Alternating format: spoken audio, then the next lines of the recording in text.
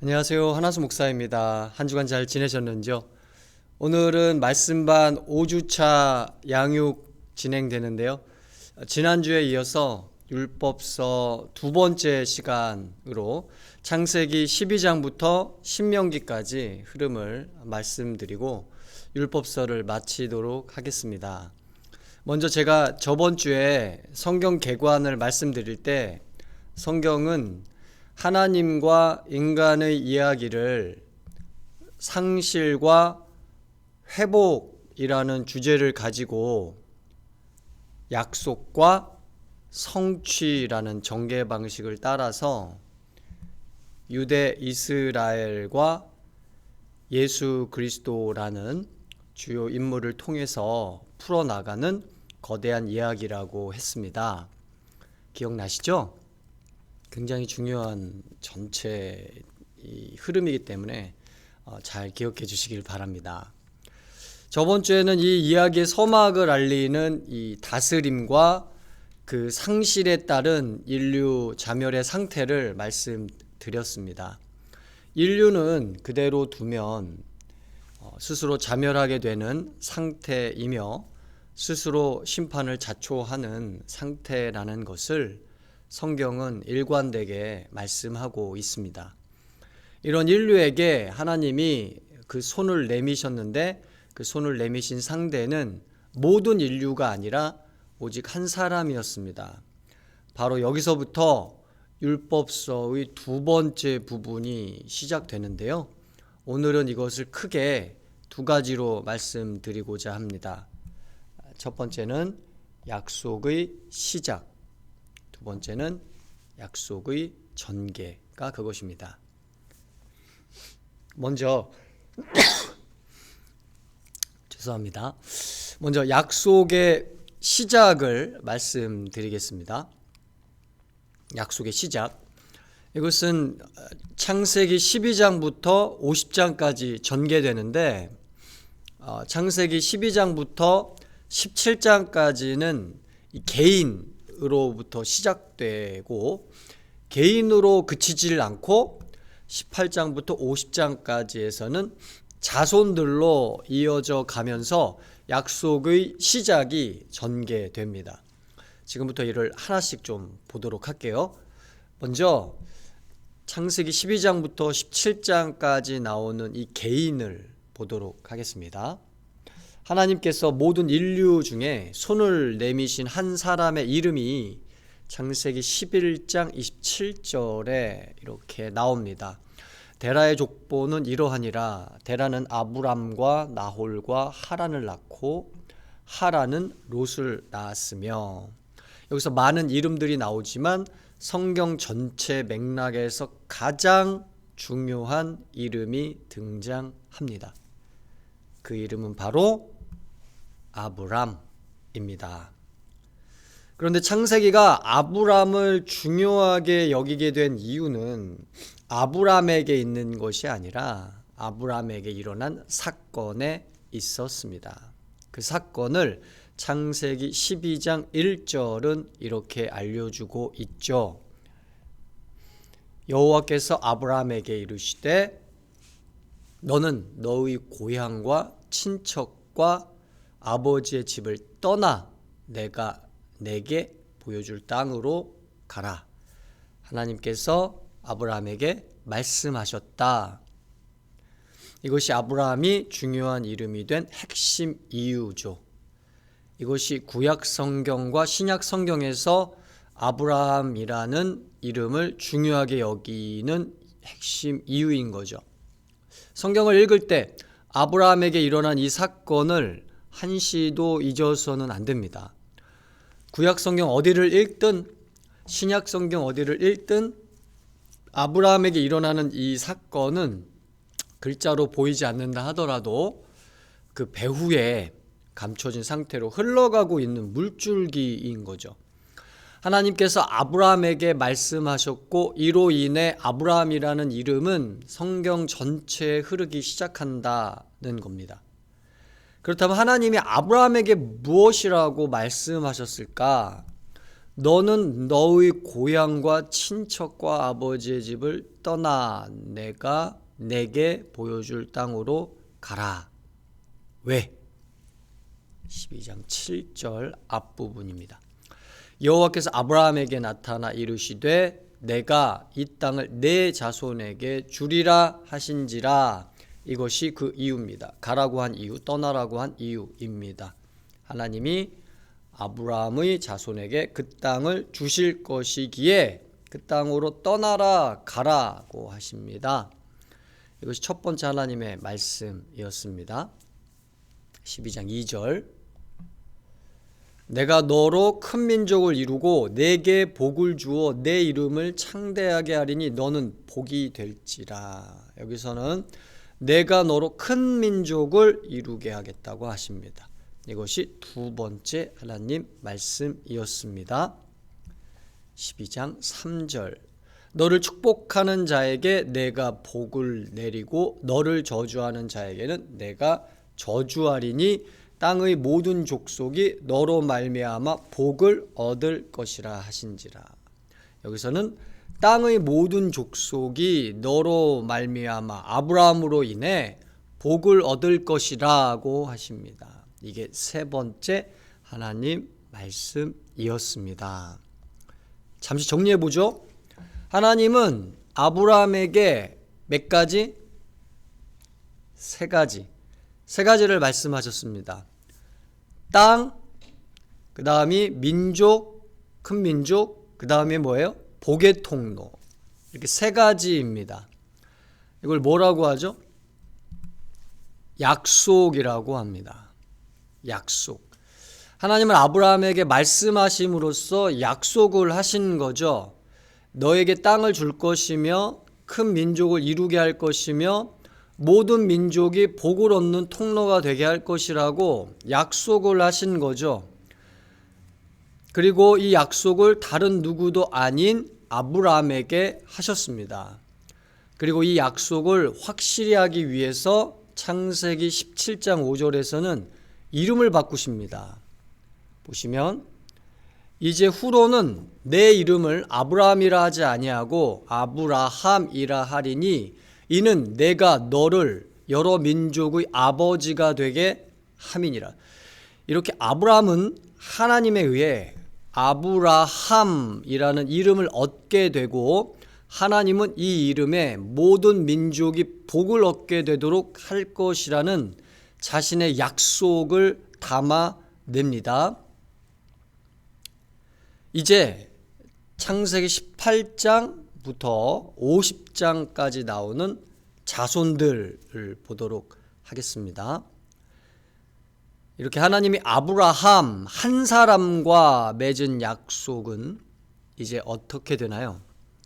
18장 10절 그가 이르시되 내년 이맘때 내가 반드시 내게로 돌아오리니 내 아내 사라에게 아들이 있으리라 하시니 사라가 그 뒤 장막문에서 들었더라. 여기서 하나님은 자신의 메신저를 아브라함에게 보내어 내년 이맘때 그의 아내 사라에게 누가 아들이 있을 것이라고 약속하십니다. 그리고 창세기 21장 2절 3절은 이렇게 말씀하세요. 사라가 임신하고 하나님이 말씀하신 시기가 되어 노년의 아브라함에게 아들을 낳으니 아브라함이 그에게 태어난 아들 곧 사라가 자기에게 낳은 아들을 이름하여 이삭이라 하였고 하나님이 말씀하신 약속에 따라 아들이 태어났는데 그 아들의 이름을 이삭이라고 하였습니다.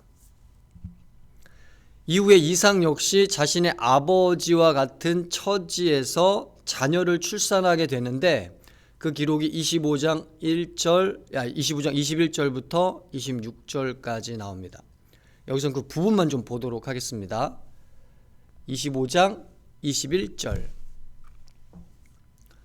이삭이 그의 아내가 임신하지 못함으로 그를 위하여 여호와께 간구하매 여호와께서 그의 간구를 들으셨으므로 그의 아내 리브가가 임신하였더니 다음 계속 보죠.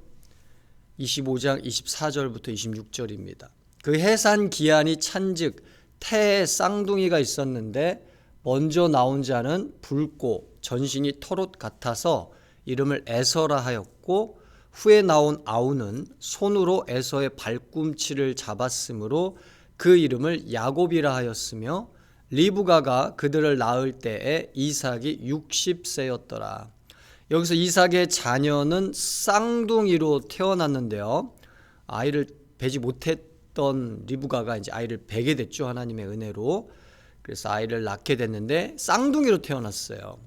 그 형은 에서였고 그 동생은 야곱이었습니다. 이것을 보면 태생으로는 장자가 에서였기 때문에, 에서가 먼저 태어났으니까요, 에서였기 때문에 에서가 그 가문을 대표하는 장자의 명분을 가지는 것이었지만, 야곱이 에서의 장자 명분을 팥죽 한 그릇으로 사고 에서는 장자 명분을 야곱에게 넘기게 돼서 결국 에서에게서 야곱으로 이 가문을 대표하는 장자의 명분이 넘어가게 됩니다. 그리고 야곱은 자신의 인생에서 자기 할아버지 아브라함과 같은 일을 겪게 되는데, 그것은 하나님이 그의 이름을 새롭게 부르는 사건이었습니다. 아브람도 아브라함으로 이름을 고쳐 부르셨잖아요.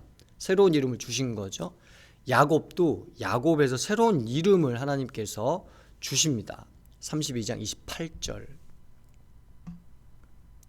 그가 이르되 내 이름을 다시는 야곱이라 부를 것이 아니요 이스라엘이라 부를 것이니 이는 내가 하나님과 및 사람들과 겨루어 이겼음이니라.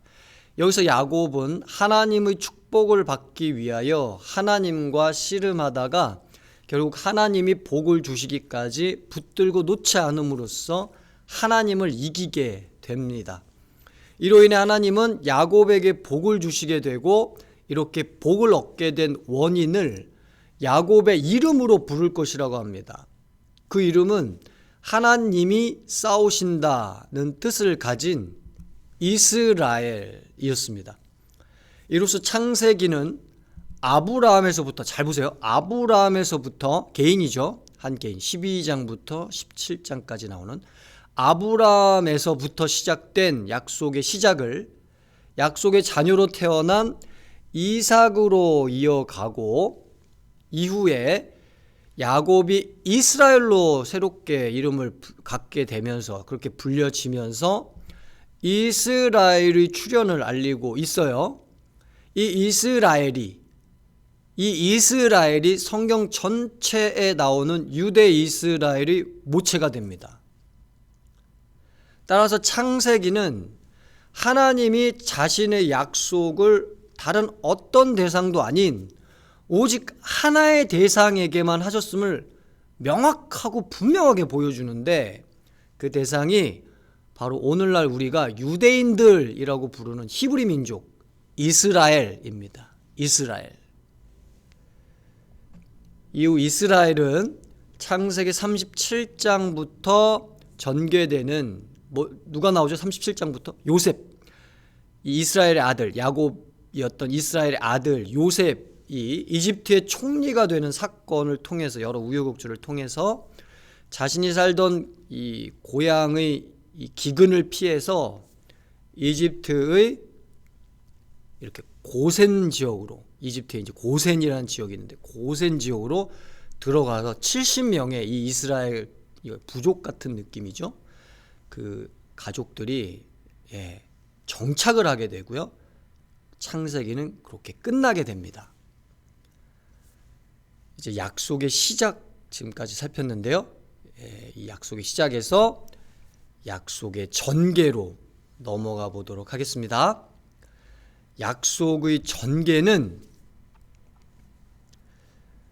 출애굽기에서 이 기틀이 마련되고요. 레위기에서 이 헌신의 길이 제시되고, 민수기에서 쇄신이 일어나고요. 신명기에서 마음을 무장시키면서 하나님이 그 약속을 전개해 가시죠. 먼저 출애굽기부터 좀 보도록 하죠. 출애굽기에서는 여러 이야기들이 나오지만 이 이야기들 전체를 꿰뚫는 단 하나의 중심이 출애굽기 20장 3절입니다. 이걸 결코 잊어서는 안 돼요. 출애굽기 전체를 꿰뚫는 말씀. 20장 3절. 너는 나 외에는 다른 신들을 내게 두지 말라. 여기서 하나님은 모세에게 너는 나 외에 다른 신들을 내게 두지 말라고 하시면서 유일신 신앙을 분명하게 말씀하십니다. 신은 하나다 이거죠. 다른 신은 없다. 오직 신은 하나다. 그건 하나님밖에 없다. 유일신 신앙을 아주 분명하게 말씀하십니다. 이것은 이제 이 출애굽기에 되게 중요한 게 모세 언약인데요. 이 모세 언약의 중심을 이루는 10계명의 첫 계명으로서 이외에 나오는 모든 계명들은 이 계명의 주석과 설명에 불과하며 이스라엘이 될 수 있는 힘, 모세가 부름받은 목적, 이집트 파라오와의 대결에서 나타난 10가지 재앙과 기적들의 목적, 이집트로부터의 해방 이후 이스라엘 민족 역사의 전개에서 가장 중요한 한 가지, 그것이 바로 이 출애굽기 20장 3절인 거예요. 그만큼 이게 중요합니다. 즉 이스라엘 민족 정체성, 아이덴티티의 내적 깃틀을 이 모세 언약의 이 한 계명 속에 새겨 넣은 거죠. 그런데 출애굽기는 출애굽기 20장 3절이라는 이 심장을 가지고 뛸 수 있는 몸을 하나 짓게 하는데요. 그것이 출애굽기 26장 1절에 나옵니다. 너는 성막을 만들되 가늘게 꼰 배실과 청색, 자색, 홍색 실로 그룹을 정교하게 수놓은 10폭의 휘장을 만들지니. 여기서 하나님은 모세에게 너는 성막을 만들라고 하시면서 성막이라는 몸을 짓게 하십니다. 따라서 성막은 다른 의미가 담긴 것이 아니라 오직 하나님 외에 다른 신들을 이스라엘 민족에게 두지 말라는, 오직 참 신은 하나다, 하나님이시다라는 모세 언약의 중심을 이 현실 속의 구체적인 몸으로 나타낸 모세 언약의 구현인 거죠. 이렇게 출애굽기는 모세 언약 속의 계명과 성막을 통한 이스라엘 민족의 기틀을 마련해 주고 있는 거예요. 이게 출애굽기의 아주 중요한 의미입니다. 이제 레위기로 넘어가 보겠습니다. 출애굽기가 모세 언약 속의 계명과 성막이라는 이 민족 정체성의 기틀을 마련하는 내용이었다면, 레위기는 출애굽기에서 마련된 기틀대로 제사장과 백성들이 살아가는 내용을 전반적으로 담고 있습니다. 이것을 레위기 19장 2절은 한마디로 이렇게 정리해요. 레위기 전체에서 이거 굉장히 중요한 말씀이죠. 19장 2절 말씀. 너는 이스라엘 자손의 온 회중에게 말하여 이르라. 너희는 거룩하라. 이는 나 여호와 너희 하나님이 거룩함이니라. 여기서 하나님은 하나님 자신이 거룩하시니 이스라엘 너희 민족도 거룩하라고 하시며, 이를 위해 레위기 말씀이 주어졌음을 분명하게 하십니다.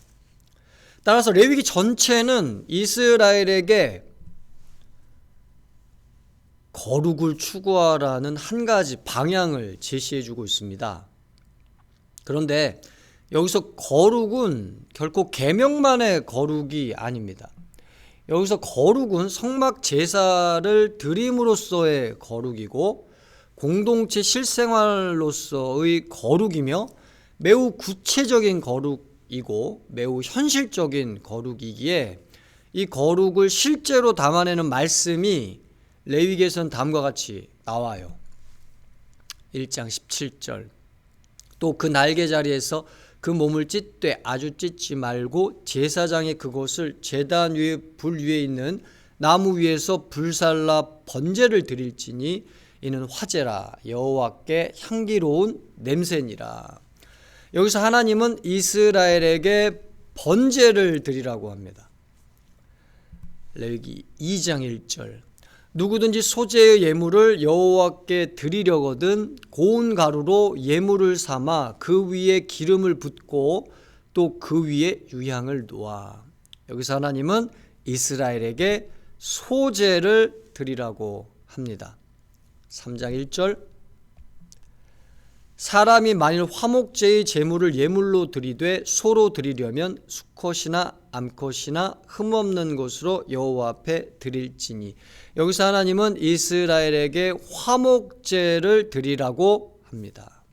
4장 21절 그는 그 수송아지를 진영 밖으로 가져다가 첫 번 수송아지를 사름같이 불사를지니 이는 회중의 속죄제니라. 여기서 하나님은 이스라엘에게 속죄제를 드리라고 합니다. 5장 15절 누구든지 여호와의 성물에 대하여 부지 중에 범죄하였으면 여호와께 속건죄를 드리되 내가 지정한 가치를 따라 성소의 세겔로 몇 세겔 은에 상당한 흠없는 숫양을 양떼 중에서 끌어다가 속건제로 드려서. 여기서 하나님은 이스라엘에게 속건제를 드리라고 합니다. 지금까지의 말씀 한마디로 정리하면요, 꼭 기억하시죠? 5대 제사라고 합니다. 레위기 하면 이 5대 제사가 생각나야 되죠. 즉 번제, 소제, 화목제, 속죄제, 속건제라는 5대 제사법이 레위기에 등장하며 이 모두의 공통점은 딱 하나인데 그것은 너희가 드리라는, 이거 뭐라고 하죠? 헌신입니다. 헌신. 이 모든 제사는 너희가 드리는 거예요. 이 헌신이 없이는 이 모든 제사는 무의미해지는 것이고요. 이 헌신이 없이는 이 모든 제사를 통한 거룩의 성취는 무의미해지는 것입니다. 이렇게 레위기 전체는 이스라엘 민족에게 거룩한 백성이 되라고 하면서 그 구체적인 길로서 뭘 말한다고요? 헌신, 너희는 드리라, 그걸 말해주고 있어요. 이제 민수기로 가보죠. 민수기. 출애굽기에서 모세의 언약 속의 계명과 성막을 통해 기틀을 마련하고요. 레위기에서 성막 제사와 공동체 생활로의 헌신을 통해 거룩을 요청하신 후에 이스라엘 민족은 성막과 함께 시내산으로부터 출발해서 약속의 땅으로 남은 여정을 떠나게 돼요. 민수기의 첫 부분은 약속의 땅으로 들어갈 준비를 보여주고 이 준비를 마치고 드디어 약속의 땅으로 출발해서 그 땅에 가까이 이르게 됐을 때, 가나안 땅, 하나님이 인도하실 땅, 그 땅에 가까이 이르게 됐을 때 중대한 사건이 하나 발생하죠. 14장 3절 민수기. 어찌하여 여호와가 우리를 그 땅으로 인도하여 칼에 쓰러지게 하려 하는가? 우리 처자가 사로잡히리니 애굽으로 돌아가는 것이 낫지 아니하랴. 모세는 약속의 땅을 들어가기 전에 12명의 정탐꾼들을 미리 보내서 그 땅의 상황을 정탐을 시키고 보고를 들었는데요. 이 보고, 레포트를 듣고서 이스라엘 민족이 보인 반응이 여기에 나오는 거죠. 여기서 이스라엘 민족은 하나님을 그 땅으로 인도하여 살게 하시는 분으로 고백하지 않고 그 반대, 즉 그 땅으로 인도하여 칼에 죽게 하시는 분으로 비난하고 원망하고 있습니다. 이와는 다른 고백이 14장 8절에 나오는데요. 여호와께서 우리를 기뻐하시면 우리를 그 땅으로 인도하여 들이시고 그 땅을 우리에게 주시리라. 이는 과연 젖과 꿀이 흐르는 땅이니라. 여기서는 하나님을 그 땅으로 인도하여 우리에게 주셔서 살게 하시는 분이라고 고백하고 있어요. 결국 같은 땅인데 그 같은 땅에 대해서 한편에서는 하나님을 그 땅에서 죽게 하시는 하나님이라고 하나님의 약속을 불신하고, 한편에서는 하나님을 그 땅에서 살게 하시는 하나님이라고 하나님의 약속을 믿습니다. 이에 따라 하나님은 다음과 같은 결정을 하죠. 민수기 14장 30절. 여분네의 아들 갈렙과 눈의 아들 여호수아 외에는 내가 맹세하여 너희에게 살게 하리라 한 땅에 결단코 들어가지 못하리라. 누가 나오죠? 갈렙과 여호수아. 딱 두 명만 빼고 다른 모든 이스라엘 민족들은 약속의 땅에 들어간다, 들어가지 못한다, 들어가지 못한다는 거예요. 여기서 갈렙과 여호수아와 그 외의 이스라엘 민족들은 이집트에서 노예 생활을 했던 사람들을 말하죠. 우리나라로 치면 6.25를 겪은 세대들을 말하는 것 같습니다. 그런데 이 출애굽 1세대들은 갈렙과 여호수아 빼고 모두 다 약속의 땅에 들어가지 못하게 됩니다. 결국 이들이 어떻게 됐을까? 민수기 14장 33절. 너희의 자녀들은 너희 반역한 죄를 지고 너희의 시체가 광야에서 소멸되기까지 40년을 광야에서 방황하는 자가 되리라. 하나님은 이들의 소멸 기간을 40년으로 잡았습니다. 40년간 광야에서 행진하면서 이들은 하나씩 역사의 뒤안길로 사라지는 것이었습니다. 그리고 이들에게서 태어난 출애굽 2세대들이 약속의 땅에 들어가게 됩니다.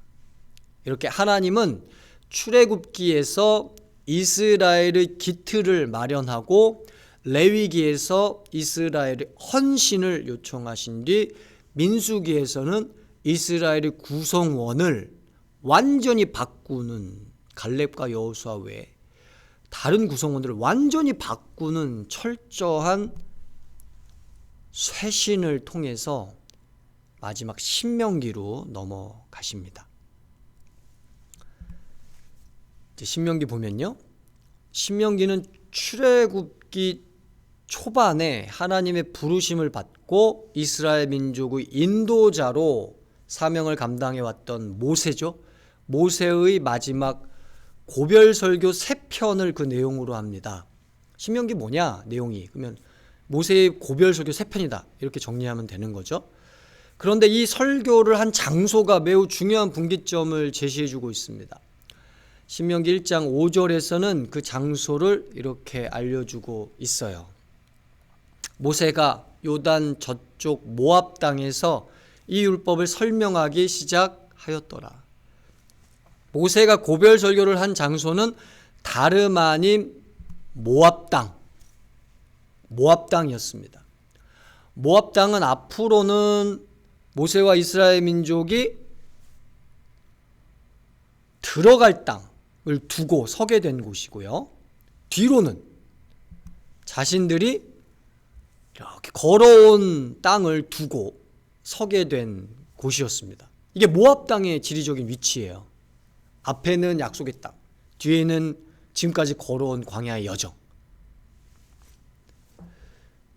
지금까지 출애굽기를 통해 약속의 민족으로의 기틀을 마련하고 레위기를 통해 약속의 민족으로서의 헌신을 도모하고 민수기를 통해 약속의 민족다운 구성원의 쇄신을 이루어냈다면 이 모든 준비 과정이 필요했던 단 한 가지의 이유, 즉 이스라엘 민족이 들어가 차지해야 할 땅, 그래서 하나님이 아브라함에게 말씀하셨던 그 땅을 내 자손에게 주리라는 이 약속을 이루기 위해 물러설 수 없는 땅, 여기까지 오는 과정 속에 반역과 불순종으로 인해 40일 걸릴 거를 40년 걸리면서까지도 포기할 수 없었던 그 땅, 40년의 세월 동안 광야의 길에서 모든 출애굽 1세대는 죽고 출애굽 2세대로 사람들은 바뀌었지만 그 방향과 그 방향을 향한 행진만은 바뀌지 않고 계속되게 해서 지금 이곳에 이르게 한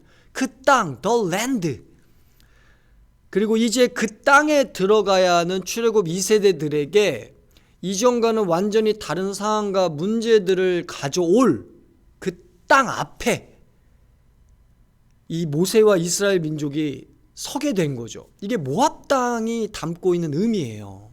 네.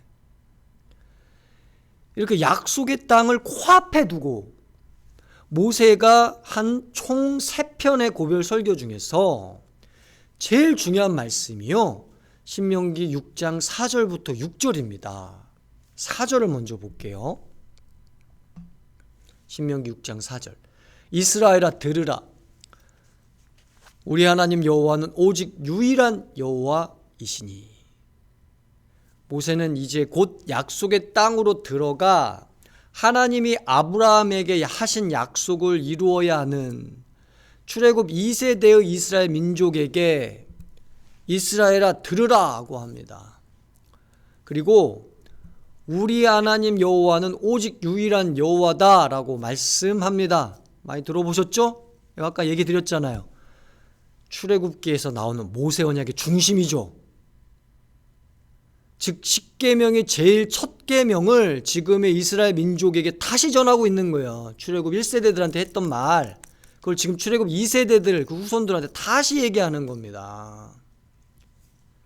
그 이유는 이게 출애굽 시기에만 중요한 것이 아니고 출애굽하여 광야 시기에만 중요한 것도 아니고 이스라엘 민족의 약속의 땅에 들어간 후에도 중요하기 때문이고 그 이후 정복하고 정착하는 과정에서도 중요하기 때문이고 이후에 이스라엘 민족이 존재하는 한 중요하기 때문이니까 이스라엘 민족의 정체성은 이 하나에 달려있기 때문이다라는 거죠. 그리고 이를 증명해 주는 것이 이 다음 주부터 말씀드릴 역사서입니다. 역사서. 따라서 신명기는 신명기 이후에 나오는 역사서의 중요한 기초를 놓아주고 있고요. 역사서에서 일어나는 일들에 대한 중요한 해석의 키를 제공해 주는 거죠. 그런데 모세는 이 말씀을 들으라고 하면서 그 다음에 이렇게 말합니다. 신명기 6장 5절. 너는 마음을 다하고 뜻을 다하고 힘을 다하여 내 하나님 여호와를 사랑하라. 모세는 이스라엘 민족의 여호와를 유일하신 여호와로 대하는 것은 다름 아닌 그 하나님을 사랑하는 데 있다고 못 박습니다. 마땅히 사랑해야 하는 분을 사랑하는 것, 마땅히 사랑해서는 안 되는 존재를 사랑하지 않는 것, 이것이 여호와를 유일하신 여호와로 대하는 것임을 천명하는 것이죠. 그런데 모세가 이렇게 하나님의 유일성과 그 하나님과의 관계성을 이스라엘에게 들으라고 하는 이유가 뭘까? 왜 들으라고 하는 걸까? 신명기 6장 6절. 오늘 내가 내게 명하는 이 말씀을 너는 마음에 새기고. 여기서 모세는 오늘을 말합니다. 출애굽 1세대는 과거가 됐고 출애굽 2세대가 약속의 땅을 코앞에 두고 있는데 이들에게 중요한 날은 바로 오늘이라는 거죠. 그렇다면 이 오늘은 어떤 오늘이라고 알려주나요? 내가 내게 명령하는 이 말씀을 너의 어디에? 마음에 새기는 오늘입니다. 이것은 오늘에 있어서 가장 문제가 되는 게, 가장 중요한 게 무엇인지 말씀해 주고 있죠. 그것은 약속의 땅에 들어가 만나게 될 가나안 족속들이 아니고 이스라엘 민족 자신의 마음이라는 겁니다. 마음. 신명기 전체에 울려 퍼지는 모세의 3편의 설교는 단 하나의 목표점을 가지고 있는데 그것은 약속의 땅에 들어갈 이스라엘 민족의 뭐예요? 마음입니다. 이렇게 하나님은 모세를 통하여 이스라엘 민족의 마음을 약속의 땅을 들어가기 직전에 무장시킨 후 그 준비를 마치십니다. 오늘 양육을 정리해 보도록 하죠. 오늘은 저번 주에 이어 창세기 12장부터 신명기까지 율법서에 관해 말씀드렸어요. 먼저 창세기 12장부터 50장까지에서는 약속의 시작이 나오는데 여기서는 아브라함 개인에게 주시는 약속으로부터 시작해서 야곱이었던 이스라엘 자손들 이들이 이집트에 들어가기까지 과정을 보여준다 그랬죠. 네, 개인과 자손들 이렇게 창세기 12장부터 50장까지의 내용을 이루고 있다. 이제 창세기 이후에 출애굽기가 이제 시작되는데 출애굽기부터 신명기까지는 약속의 전개를 보여주는데 출애굽기에서는 이스라엘 민족의 기틀 그걸 마련하고요. 레위기에서는 이스라엘 민족의 헌신의 길 이걸 열어주고요. 민수기에서는 이스라엘 민족의 출애굽 1세대에서 2세대로의 쇄신을 이루고 있고요. 신명기에서는 이렇게 쇄신된 출애굽 2세대의 마음을 재무장시킴으로써 약속의 전개를 보여주고 있습니다. 따라서 율법서 마치는데 오늘 이 율법서 전체 흐름을 좀 정리를 해보면요. 다음과 같죠. 창세기 1장부터 11장까지는 저번 주에 했던 뭐죠? 상실의 역사예요. 상실의 역사. 이제 오늘 했던 창세기 12장부터 50장까지는 약속의 시작. 그 다음에 출애굽기부터 신명기까지는 이 약속이 전개되는 거. 약속의 전개. 이렇게 상실의 역사, 약속의 시작, 약속의 전개. 이것이 율법서 전체의 흐름입니다. 오늘 양육은 여기까지입니다. 이번 주 과제 안내하겠습니다. 주중에 본 양육에 대한 응답지 여러분에게 전달됩니다. 이 응답지에 여러분 대답을 2페이지 이내로 작성해서 다음 주 10월 18일 월요일 자정까지 드림올@온누리.org로 보내주세요.